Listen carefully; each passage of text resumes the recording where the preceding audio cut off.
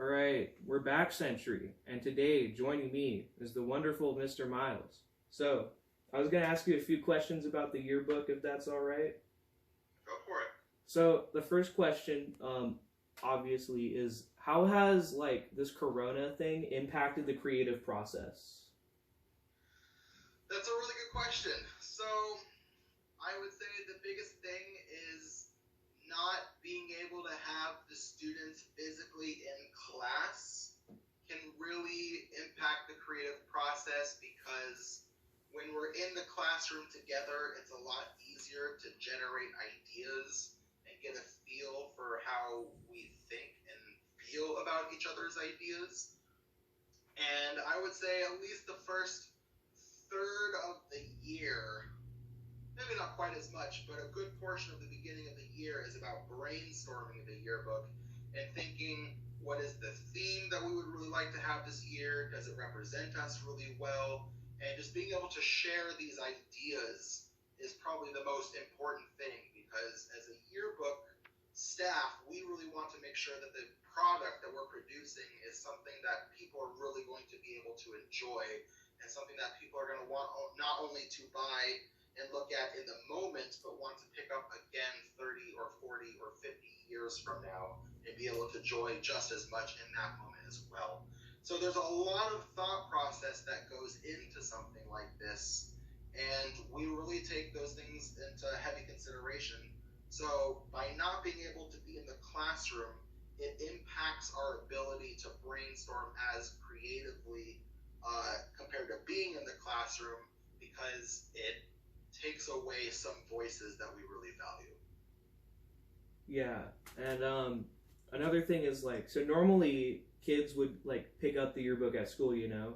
How is the distribution process going to work? Really good question.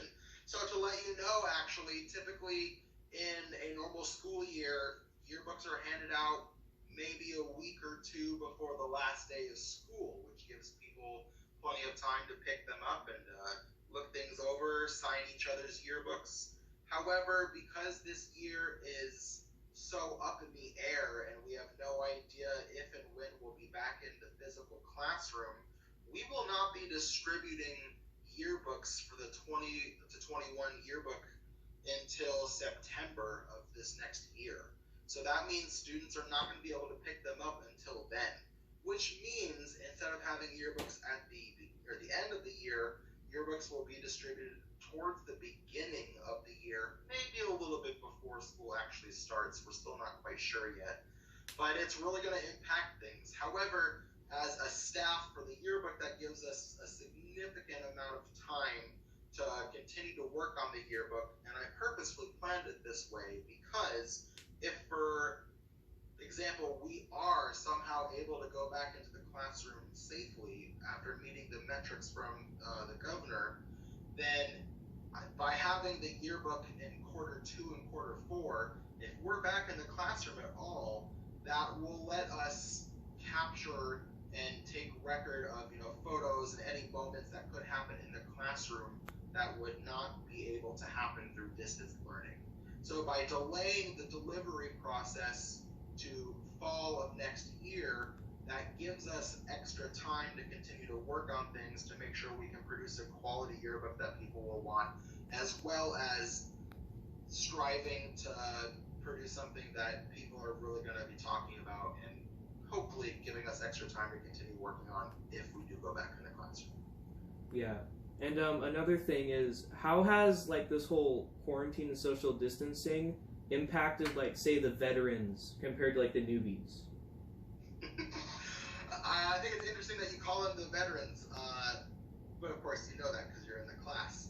So it's really difficult, I would say, for the newbies, as you call them, because the newcomers, I really would love to spend more time going over the physical yearbook from last year and really taking a look at what was successful versus what is not.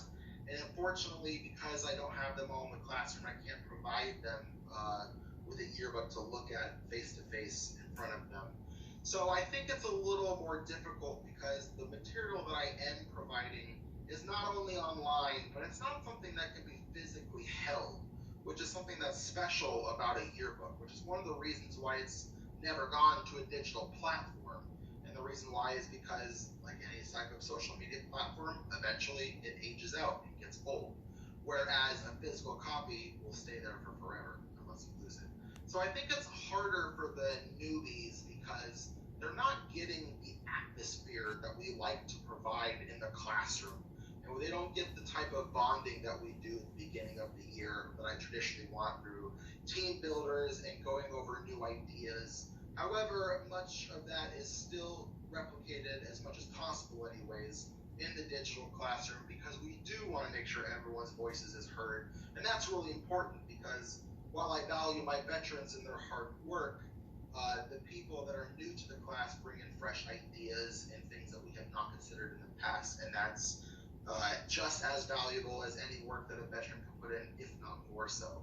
However, I would say that this makes things a little bit easier for the veterans because the veterans still going to have their say heard, and I suppose because they're used to everything in the creative process that we already do, they have that experience to use and help give to other newcomers to try and make things as normal as possible.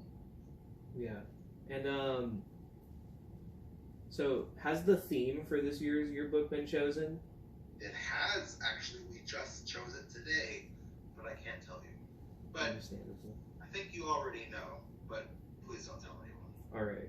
And so as a teacher, as I heard across the board that it's hard to stay motivated. What do you do personally to keep that drive going? I think it's really hard to stay motivated for anyone in any profession, for that matter.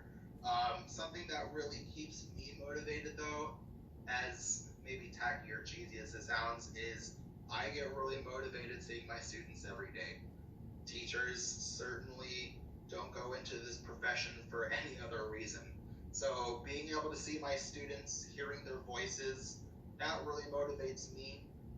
If we're talking specifically about yearbook, what really motivates me is not only my veterans continuing to come back and putting in their A game to really make sure we can have an excellent yearbook this year, but what really motivates me on top of that is hearing newcomers come in and giving their ideas and breathing in fresh life into something. That's something that not only are people going to care about now, but again, something that they're going to care about 40 or 50 years from now when they're older and they want to reflect back on what they experienced in high school. So the students motivate me the most. That is what I'm always looking forward to whenever I come to the classroom. Nice. And final question, what made you want to be the yearbook staff teacher?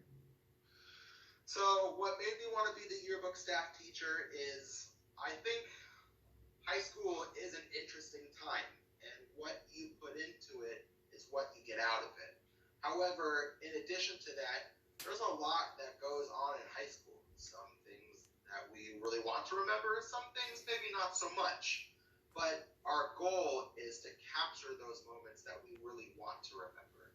And I think it's really cool when people can look back on their yearbooks and think about how great their year was, or maybe not the whole year entirely, but their small group of friends, and to see what was important to them captured in something that can last a lifetime, if not longer, is, I think, something that's pretty important. Because like I said about any social media platform, while as much as we might be glued to Instagram or whatever platform it is, in decades or however amount of time later, it will eventually go away, just like MySpace. It was popular when it lasted, but it will fade.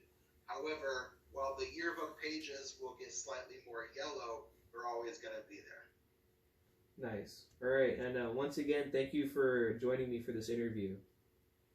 No problem. Thanks for having me. All right.